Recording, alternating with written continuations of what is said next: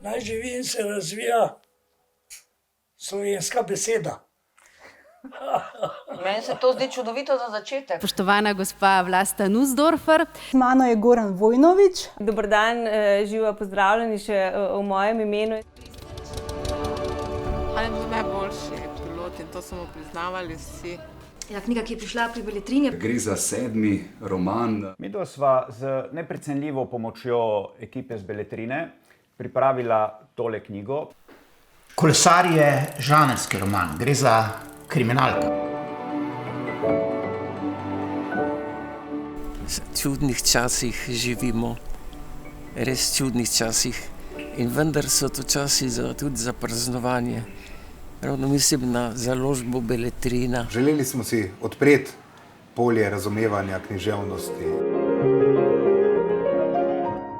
Po nekoliko letih ali celo desetletjih spet odpira nek prostor za to vrhunsko literaturo. Vse slabe plati naše družbe pridejo tle v miniaturi na dan. In če nekdo reče danes Alisa, ozka vrata. Dormire, no posparire.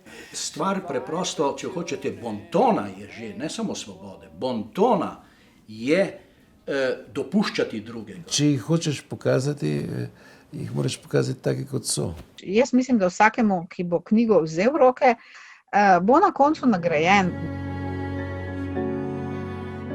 Na neki način so to temelji civilizacije. Živimo v neki izrazito postmoderni, postkapitalistični, skrajno atomizirani, individualizirani, solipsticizirani družbi. Ste vedeli, da je kruh živa stvar?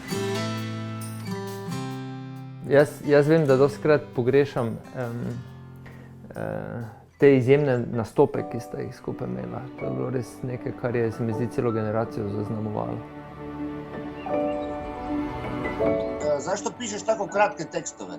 Jaz sem te tvoje dokumentarne zapise o fotografijah začel prebirati kot literaturo. Bralec bo prepoznal zgodovino slovenske vasi. Čudovito delo, ki pač me je tako pretreslo, da ti oprostim vse žalitve, ki so bile danes na vrsti. Žalitve?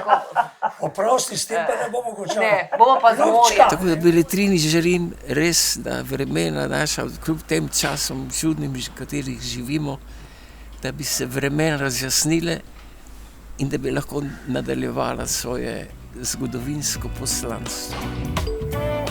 Pa prijetno branje!